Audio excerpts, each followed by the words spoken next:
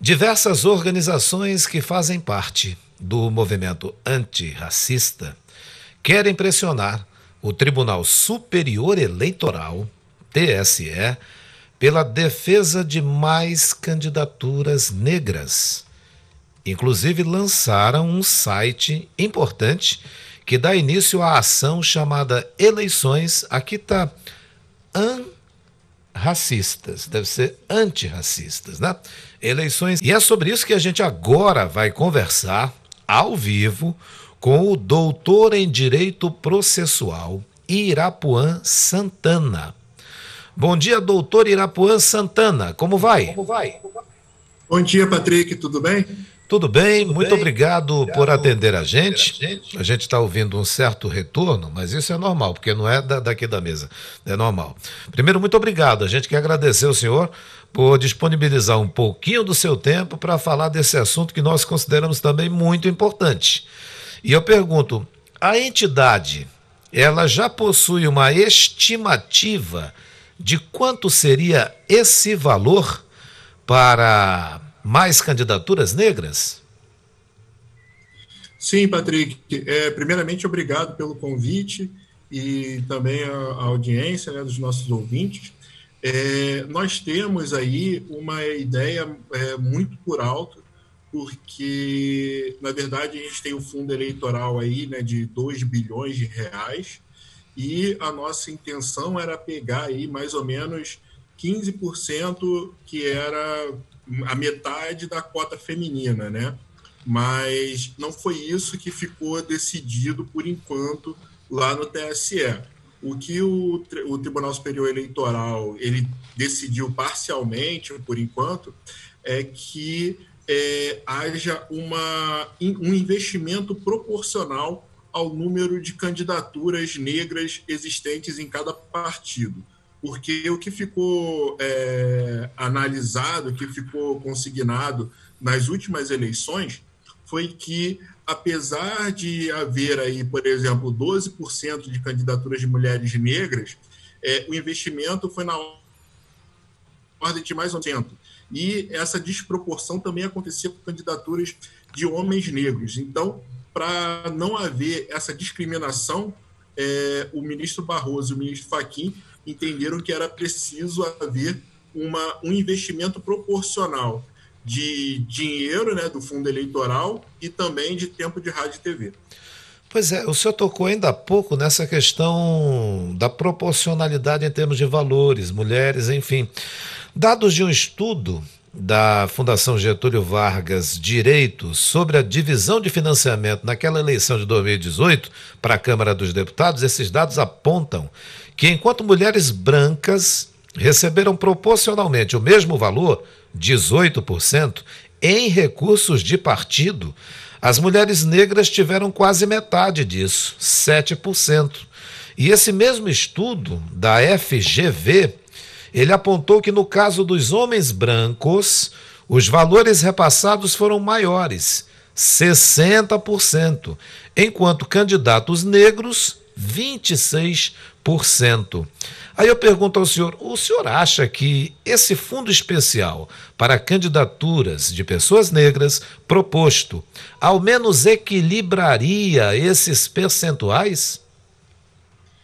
A nossa ideia é justamente tentar equiparar o jogo dessa corrida eleitoral. Em 2016, eu cheguei a fazer uma pesquisa retroativa até as eleições de 2012, mostrando como que isso vinha acontecendo com relação às candidaturas negras. E o que a gente concluiu nesse nosso estudo foi de que havia ali uma necessidade de potencialização das candidaturas negras através desse custeio público, né? A partir do momento que o Supremo Tribunal Federal ele determinou que não era mais possível haver o custeio de candidaturas a partir de verbas privadas de empresas.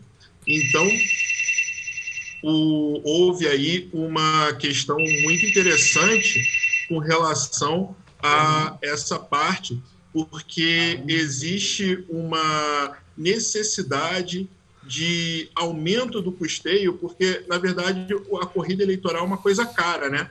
Então, as pessoas elas não têm nem dinheiro direito para sobreviver, que dirá para fazer as candidaturas. Então, se consegue também fazer as candidaturas, como é que elas vão se eleger e como é que a gente vai ter uma política pública de qualidade voltada para a maioria da população nesse sentido. Irapuã Santana, esse atual sistema eleitoral brasileiro, ele exclui de alguma forma candidaturas de pessoas negras?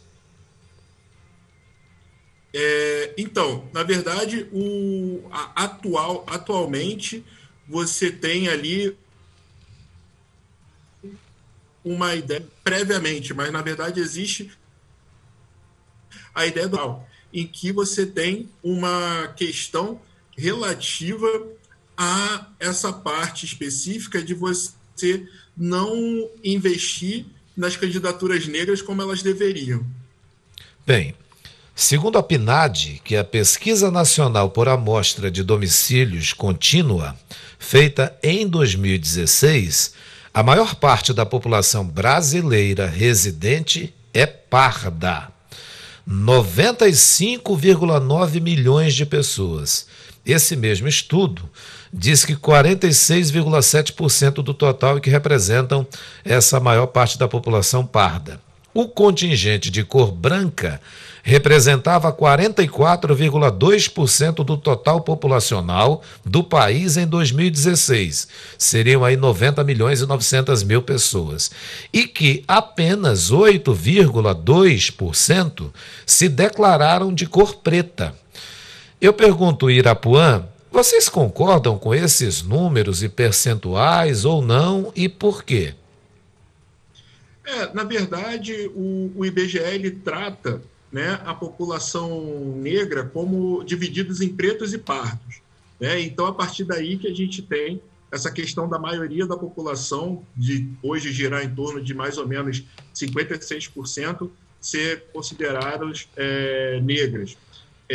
A gente não discorda dessa questão, porque quando nós vamos olhar os dados socioeconômicos, nós vemos que a população preta e a população parda, elas têm ali mais ou menos os mesmos níveis de analfabetismo, de renda, de desemprego, né? Então, na verdade, a população preta e parda, que é considerada negro, eles estão ali também na base da pirâmide social. E quem colocou isso foi até o professor Hélio Santos, no governo Fernando Henrique. Ele fez essa reunião entre pretos e pardos justamente por conta dessa característica da população socioeconômica.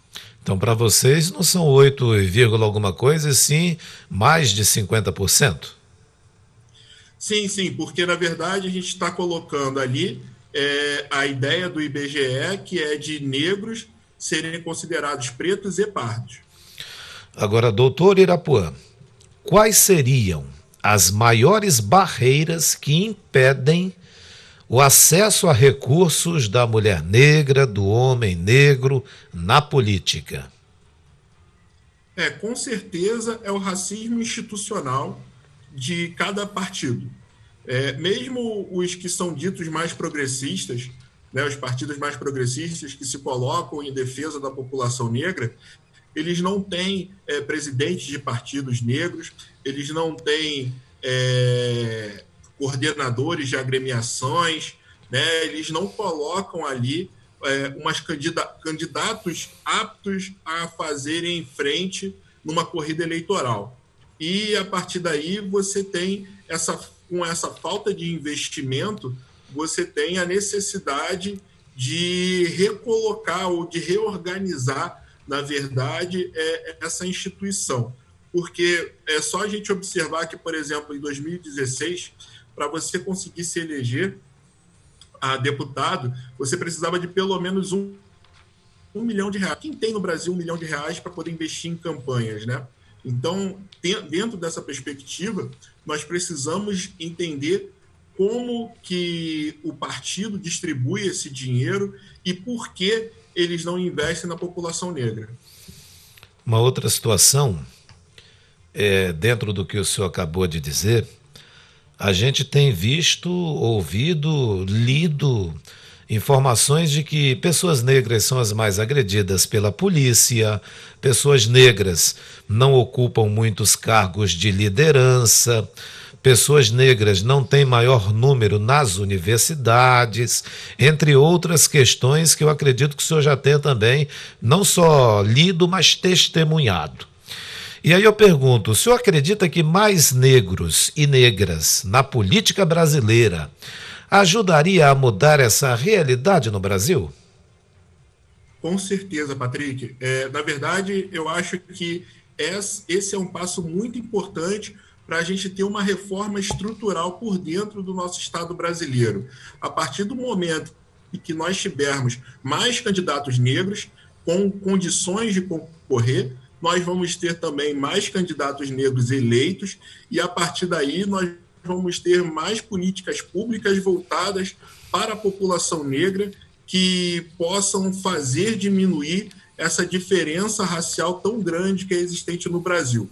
Para a gente ter uma noção, em 2016 foi criado um sistema único de saúde voltado para a população negra, né? E, a partir daí, com o reconhecimento do ministro da Saúde à época, de que existia o racismo institucional voltado na saúde para a população negra. E aí, hoje em dia, né, passados aí 4 anos, apenas 56 municípios de 5.500 implementaram esse sistema único voltado especificamente para a população negra. Obviamente que se nós tivermos mais candidatos e mais pessoas eleitas, esse tipo de coisa, esse tipo de discrepância vai diminuir. Doutor em Direito Processual, Irapuan Santana, muito obrigado por sua participação ao vivo aqui conosco. Desejamos uma excelente quarta-feira para todos nós, evidentemente, e aguardamos o senhor em uma próxima participação. Bom dia. Muito obrigado, Patrick. Bom dia para você e para os nossos ouvintes. Valeu.